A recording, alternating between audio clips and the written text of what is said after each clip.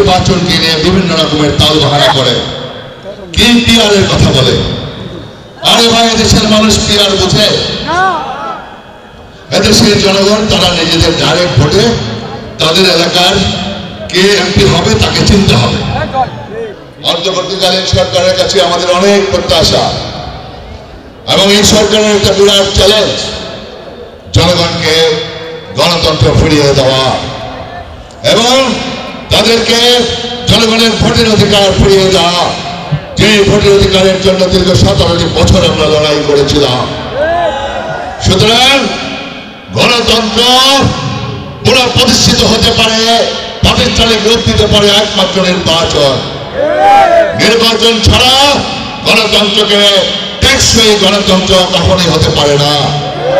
তাই আমরা আশা করি অবশ্যই অবিলম্বে আমাদের ভারপ্রাপ্ত চেয়ারম্যান জনাব তারেক রহমান, তার সাথে বর্তমান অন্তর্বর্তীকালীন সরকার, বিশ্ববরেণ্য ব্যক্তিত্ব, তার সাথে বৈঠক হয়েছে, লন্ডনে যে বৈঠক হয়েছে সেই অনুযায়ী ইনশাআল্লাহ আগামী রোজার আগে আমাদের নির্বাচনের তারিখ ঘোষণা করা হবে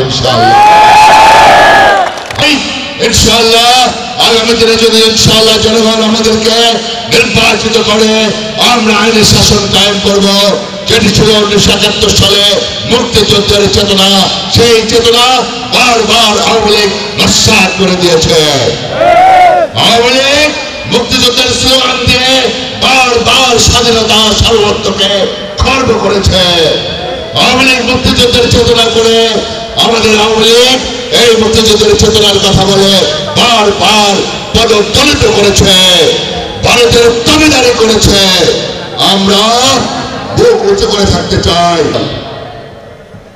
আমরা দেশের জনগণের জন্য রাজনীতি করতে চাই, আমরা সুশাসন তৈরি করতে চাই, জনগণের ভোটের অধিকার, ভাতের অধিকার ফিরিয়ে দিতে চাই। সাধারণ জনগণের মুখের খাবার বিএনপির নেতা কর্মী, যুবদল, ছাত্রদল, স্বেচ্ছাসেবক দল, শ্রমিক দল সবাইকে বলে দিচ্ছি, সাধারণ মানুষের মুখের খাবার কেড়ে নিতে পারবে না।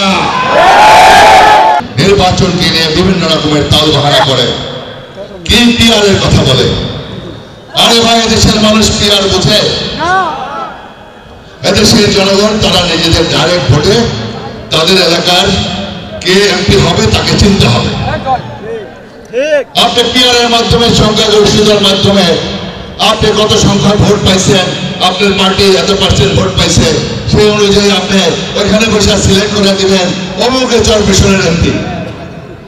চরপেশনের জনগণ কেউ চিনে না। এটা হলো এইভাবে পিয়ারের নির্বাচন হয়? আমরা চাই জনগণের প্রত্যক্ষ ভোটে নির্বাচিত এমপি নির্বাচিত হবে, পার্লামেন্টে জনগণের জন্য কথা বলবে, আইন পাস করবে, জনগণের কল্যাণে কাজ করবে। আমরা এটা চাই। ভবিষ্যতে উচ্চকক্ষ নিম্নকক্ষর ব্যাপারে আমাদের আপত্তি নাই। উচ্চকক্ষ কিভাবে হবে সেটা আমাদের আগামী দিনের জনগণের নির্বাচিত প্রতিনিধি পার্লামেন্ট তাই সিদ্ধান্ত নেবে। উচ্চকক্ষ সেটা আমাদের পিয়ারের পদ্ধতিতে যদি হয়, সেটা জাতীয় সংসদ তারা সিদ্ধান্ত নেবে। প্রিয় বন্ধুরা আমার, আমরা চাই ফ্যাসিবাদ বিরোধী আন্দোলনে যারা নেতৃত্ব দিয়েছিলেন, যারা শেখ হাসিনাকে উৎখাত করেছিলেন, বিদায় করেছিলেন, সকলে ঐক্যবদ্ধভাবে আপনারা আগামী দিনে এগিয়ে যাবেন, এটাই আমরা প্রত্যাশা করি।